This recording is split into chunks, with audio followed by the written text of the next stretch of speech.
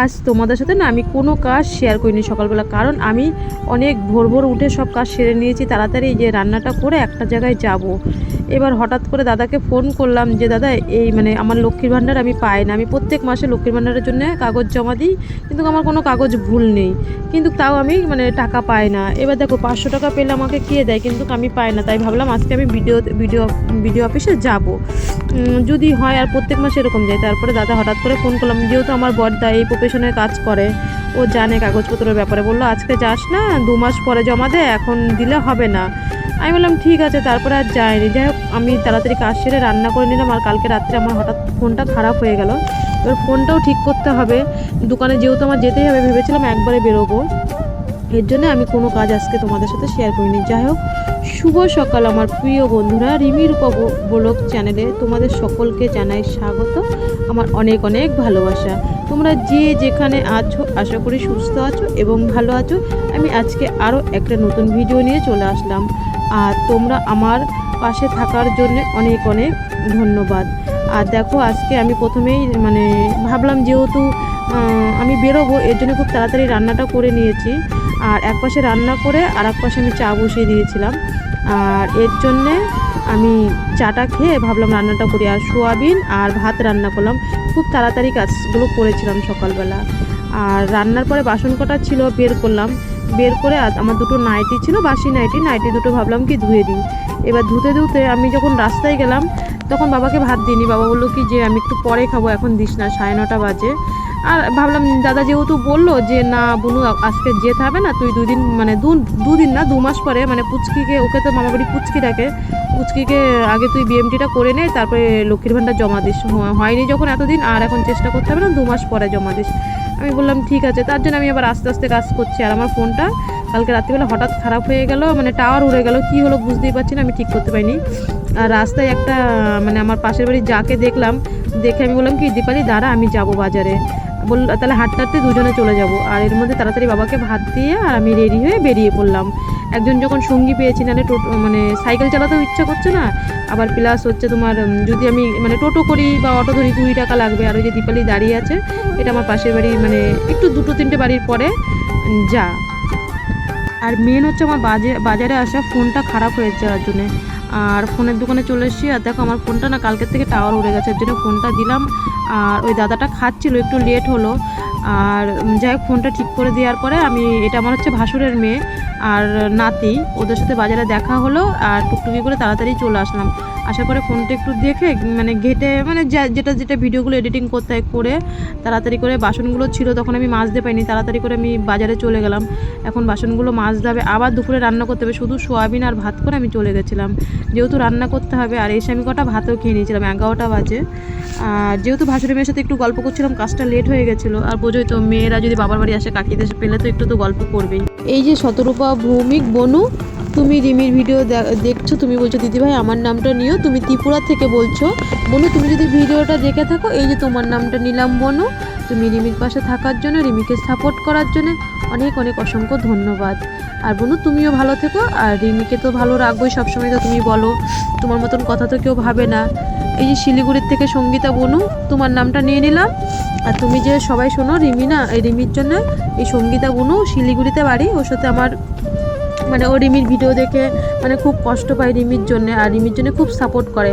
দেখো কেউ সাহায্য করুক বা না করুক আমাকে, কিন্তু সঙ্গীতা না আমার মানে অনেক ফোন নাম্বার জোগাড় করে দিচ্ছে ফেসবুকের থেকে, ইউটিউবের থেকে, যারা যারা সাহায্য করে, কিন্তু তারা করুক বা না করুক, এই যে সঙ্গীতা যে আজকে আমার মানে হয়তো মারপেটের বোন থাকলে হয়তো করতো, আমার তো মারপেটের কোনো মানে আমার বোন বা দিদি তো নেই, যে এই যে ইউটিউবের থেকে তোমাদের সাথে যে আমার পরিচয় হয়েছে, আমার তো খুবই ভালো লাগছে। আর তোমরা যে রিমির জন্য এত ভাবছো, আর তোমাদের আশীর্বাদ থাকলে অবশ্যই রিমি সুস্থ হয়ে আসবে। আর যেন সঙ্গীতা খুব খাটছে, মানে ওর কাজ বাজ, ওরও ছোটো মেয়ে আছে, বাচ্চা মেয়ে, ও কাজ বাজ ফেলে দিয়ে ও রিমির জন্য সবার কাছে মানে নাম্বার খুঁজে বেড়াচ্ছে, এনজিওতে, মানে ও এই এনজিওতে সেই এনজিওতে, ও মানে সারাক্ষণ মানে ওর কাজ মাজ করছেই না, ও রিমির জন্যই পড়ে আছে। মানে আমি কি বলবো, ওরা যে আমাকে এত সাহায্য করবে আমি ওদের ঋণ কোনো দিন ভুলতে পারবো না। আর দেখো বাসন কটা মেজে বাজারতে এসেছি তো হন্য হয়ে, এখন আবার কি রান্না করবো। আর শ্বশুরের সকালবেলা সোয়াবিন দিয়েছি, খেতে পাইনি, ওনার ডাল লাগে। আজকে যেহেতু টকের মানে কিছু ছিল না, এর জন্যই পেঁয়াজ ডাল করেছে আর বেগুন ভেজেছে আর সোয়াবিন ছিল, তাই মেয়েকে আর বাবাকে এর জন্য ওইটা দিয়েই ভাত দিয়েছে। আর দেখো আমি আজকে মানে তাড়াতাড়ি ফোনটা খারাপ হয়ে গেছিলো, আমার ফোনটা ঠিক করতে হবে, এর জন্য আমি তাড়াতাড়ি চলে গেছিলাম, মানে বিছনাটাও গুছাইনি আজকে, বিছনাও তুলিনি। আর জানোই তো রিমির জন্য মানে 2-3 দিন পর পরই বিছনার চাদর পাল্টাতে হয়, কিচ্ছু করার নেই। তাই দেখলাম বিছনার চাদরটাও একটু মানে হালকা হালকা মানে কেমন হয়ে গেছে। আর আজকে আবার প্রাইভেট টিউশনি পড়া আছে, আর এর জন্য ওদেরকে ভাতটা দিয়ে কি করবো বলো, আবার বিকালবেলা পড়া আছে টিউশনি, ওদেরকে ভাতটা দিয়ে যখন মানে সময় পাই তখনই মানে ঘরের পিছনে গুছাই। কিন্তু দোকান সামলিয়ে, মেয়েকে সামলিয়ে, তারপরে একটু ভিডিও এডিটিং করতে হয়, পুরোটাই তো নিজের বলো সামলাতে হয়। তারপরে রিমির বাবা থাকে না, আজকে যদি মনে করো রিমির বাবা থাকতো বাড়িতে, তাহলে হয়তো আমার ফোনটা খারাপ হয়ে গেছে, ও বাজারে নিয়ে যেত। এবার সেই আমার বাড়িতে তো আর কোনো ছেলে মানুষ নেই, বয়স্ক শ্বশুর আর বাচ্চা মেয়ে, মেয়েকে তো আর পাঠানো যায় না, মেয়ে তো এই রোদ্দুর গরমের মধ্যে ছোট মানুষ, ওকে তার বাজারে পাঠানো যায় না। এই জন্য পুরোটা সব কিছু নিজেরই করতে হয়। আর তারপরে সবথেকে বেশি হচ্ছে মেয়ের নিজের তো করতে হয়, আর সারাক্ষণ পয় পরিষ্কার করতে করতেই আরও মানে দিন চলে যায় জানো তো। সে টিনের ঘর হোক বা মানে যেরকম ঘরই হোক, মাটির ঘর হোক, গরিব ঘরেও তো সবসময় ঘরদোর গুছিয়ে রাখতে হয়। মাস্টার আসলে আর মেয়ে এখন বড় হচ্ছে, সবসময় আমার থেকেও হয়তো অনেকের ঘর আরও খারাপ আছে, আমার তো একদম ভাঙাচোরা ঘর, দেখতেই পাচ্ছ, মানে দিনের বাইরের আলো ঘরের ভিতরে আসে, আর এতে আমার কোনো আপত্তি নেই। আর ঘরটা গুছানো হয়ে গেলো তোমাদের সাথে কথা বলতে বলতে। আর এই চাদরটা আর বালিশের কভারটা ভাবছি আজকে এখনই ধুয়ে দিই, কালকে যেহেতু রিমিকে নিয়ে আবার হসপিটালে যাব, কালকে তো টাইম পাবো না, পরে আবার কালকে হসপিটালের জামা কাপড় দিয়ে আবার আজকে জামা কাপড় দিয়ে আরও বেশি হয়ে যাবে। তাই ভাবলাম যে স্নান করার আগে কেচে দিই। আর আমি সেই যে এসে 11টার সময় খেয়েছি, আমি আর দুপুরে খাইনি, বাবার মেয়ে ওরা দুপুরে খেলো। কটা বাসনও ছিল, ওগুলো ভিজিয়ে ভাবলাম 2 মিনিটের মধ্যে বাসনগুলো মেজে তারপর ওগুলো কাচি। কেচে তারপরে যেহেতু আমি সকালবেলা তোমরা জানোই ভোরবেলা আমি স্নান করি, আবার ভাবলাম একবারে কেচে ঘর উঠানটা ঝাঁট দিয়ে তারপরে আমি স্নান করব। এর জন্য আমি প্রত্যেক দিনই মানে 3টের দিকে, 3:30টার দিকে আমি বাসন মেজে ঘর উঠান ঝাঁট দিয়ে তারপরে আমি স্নান করি সবসময়। আর এইভাবেই আমি কাজ করি 12 মাস বলতে শীতকালটা একটু অন্যরকম, আর গরমকালে এইভাবেই কাজ করি। আর দেখো সকালবেলা স্নান করলে বিকালবেলা যদি একটু স্নান না করি শরীরটা কিন্তু কেমন লাগে বলো। আর বিকালবেলা স্নান করে একটু মানে বসলেও একটু নিজেকে ফ্রেশ লাগে। আর মানে খুবই গরম, তোমরা তো দেখছোই রাস্তার পাশে বাড়ি, আর এর জন্যে হচ্ছে মানে তখনও ভালো লাগে।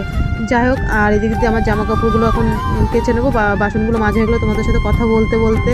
আর তোমরা যে মানে এতটা সাপোর্ট করবে রিমিকে, তোমাদের মানে তোমাদের এর জিনিসটা আমি কোনো দিন ভুলবো না। তোমাদের রূপা দিদি কিন্তু একই রকম সারা জীবন থাকবে। সবাই বলছে দিদিভাই তুমি কিন্তু মানে কেউ কেউ বলছে রোজ ভিডিও দেবে, অবশ্যই তোমরা যে আমার ভিডিও মানে আগ্রহ করে দেখো, আমি অবশ্যই তোমাদের রোজ ভিডিও শেয়ার করার চেষ্টা করবো যতক্ষণ রিমি সুস্থ থাকবে। আর তোমরা যে এত সুন্দরভাবে এত ভালোভাবে ঠাকুরকে ডাকছো, মানে তোমাদের কি বলবো, মানে এই এত কৃতজ্ঞ আমি কি করে মানে তোমাদের জানাবো। যদি কোনোদিন তোমাদের সবার সাথে আমার সামনাসামনি দেখা হয় সেদিনকে বুঝতে পারবে তোমাদের এই রূপা দিদি কেমন। আমি যেরকম থাকি আমি সেরকমই থাকবো। আমার যে সব ভাই বোনরা বলছে, আর দেখো আমার স্নানও হয়ে গেল। স্নান হওয়ার পরে রিমি দেখে কি এইদিকে, আমি জানো তো রিমিকে কোনো সময় কোনো ঠান্ডা জিনিস কিনে দিই না, আমি এইদিকে কাজ করছি, ও কী করেছে, ও আর দাদুকে রাস্তা থেকে আইসক্রিম কিনে নিয়ে এসে, আর এইদিকে দেখো আইসক্রিম কিনে নিয়ে এসে আমি বললাম আর কিনে যখন নিয়ে এসে কী করবো, খেতে হবে, এখন তার ফেলানো যাবে না। 3 জনের জন্যই কিনে এনেছে, আমাদের 3 জনের জন্য। আর আইসক্রিমটা সত্যিই টেস্ট। আমি বলেছিলাম না যে খাবো, তার জন্য আমার বাড়িতে এখন প্রথম বছরের মানে এই বছরের প্রথম লিচু চলে আসলো। একদিনেই দেখো কত খাবার কিনলো রিমি। মানে প্রথমে আইসক্রিম খেলো, আবার মানে ও দাদুর সাথে বাজারে গিয়ে আবার আইসক্রিম আনলো, আবার এখন দাদু নাতে একটু বিকালবেলা সামনের দিকে মানে আমাদের একটা চাতাল আছে ওই দিকে যাচ্ছে। আর সন্ধ্যে লেগে গেল, সন্ধ্যে দিয়ে রিমি পড়তে বসেও গেল। এখন মাস্টার আসবে যেহেতু, আমি বললাম কিছু খাওয়া, বললো না কিছু খায়নি, ও যে লিচু এনেছিলো ওই লিচু খেয়েছে। আর মাস্টার পড়িয়ে যাওয়ার পরে আমি ভাবলাম রাত্রে কী রান্না করবো, এদিকে ভাতটা বসিয়ে দিলাম। বসিয়ে আমি ভাবলাম একটু রিমির জন্য আজকে কী করবো রাত্রিবেলা। আমি বলছি কী খাবি, বলছে মা আমাকে ফ্রাই ভাত করে দাও। তারপরে ওকে আমি ফ্রাই ভাত করে দিলাম, গাজর আলু আর একটু ক্যাপসিকাম ছিল, ওটা কুচি কুচি করে, আর মানে একটা ডিম ভেজে আমিও ফ্রাই ভাত খেয়েছি, কেননা ডাল আলু সিদ্ধ ভালো লাগছিল না। বাবাকে ডাল আলু সিদ্ধ দিলাম, আর আমাদের মা মেয়ের জন্যে হচ্ছে ফ্রাই ভাত করলাম। আর মাস্টার যাওয়ার পরে ও মানে একটু পড়তে বসছিল, আঁকছিল, আমি একটু পড়াটা বললাম এই পড়াটা পর দাদা পড়িয়ে দিয়ে গেছে। আমি সেটা বলছিলাম দেখো যতটা পারি, হয়তো আমি পারি না পড়াশোনা অতটা মানে জানিও না, কিন্তু যতটা পারি আমি চেষ্টা করি ওকে দেখিয়ে দেওয়ার জন্যে। যতটা পারি। আর যেমন ইংলিশ অঙ্কগুলো এখনও মানে একটু উঁচু ক্লাসে এইটা উঠে গেছে, আমাদের সময়ের মতন অঙ্কগুলো নেই, আর সেই জিনিসগুলো আমি দেখাতেও পারি না। কিন্তু ইতিহাস ভূগোল মানে ও বিজ্ঞান নিয়ে পড়তে ভালোবাসে, ও বিজ্ঞানটা ভালো পারে। আর বিজ্ঞানটা প্রায় 70-এ প্রায় সবসময় ও 65-র উপরে মানে 67-68 নাম্বার তোলে বিজ্ঞানটা। বিজ্ঞানের যেহেতু মানে সবসময় গবেষণা মানে এখন থেকেও গবেষণা পড়াশোনা করতে চায়। আর এইদিকে এগুলো কেটে আমি ভাবলাম একটু ভাতটা ফ্রাই করে নিয়ে আসি। যেহেতু জানো তো আমার রান্নাঘরটা ভাঙা, খুবই ভাঙা, তোমরা দেখেছো। আর এই বড়ো ঘরের লাইটের আলো বা মোবাইল দিয়ে যতটা হয় ততটাই আমি রান্নাঘরে রান্না করতে হয় কষ্ট করে, কিচ্ছু করার নেই। আর দেখো ভাতটা ফ্রাই করা হয়েছিলো, সত্যি মানে ভাতের ফ্রাইটা এত টেস্ট আর এত সুন্দর হয়েছিল। দেখো গাজর, ক্যাপসিকাম আর পেঁয়াজ, লঙ্কা কুচি দিয়েছিলাম। আর রিমি বেশ পেটটা ভরে মন শান্তি করে খেয়েছে, আর আমিও খেয়েছি ভালোভাবে। আর এবার তো শুয়েও পড়তে হবে। আর এই অবধি আজকে ভিডিওটা। আর এখন বিছনা করে মানে বই, রিমি হচ্ছে মাস্টার চলে গেছে, ভাত টাত খাওয়ার পরে আমার তো বইগুলো গুছাতে হবে, বিছনাটা আবার ঝেড়ে ওকে শোয়াতে হবে, আর ওষুধও খাওয়াতে হবে। জানো তো এরকম 3 বেলা করে ওষুধ খাওয়াতে। আমি যদি একবার বলি ওষুধ কিরে খাবি না, যদি মানে না বললে ওষুধ খাবে না, এত বড় হয়ে গেছে। নিত্য যেগুলো খেতে হয় সেগুলো তো খেতেই হবে বলো।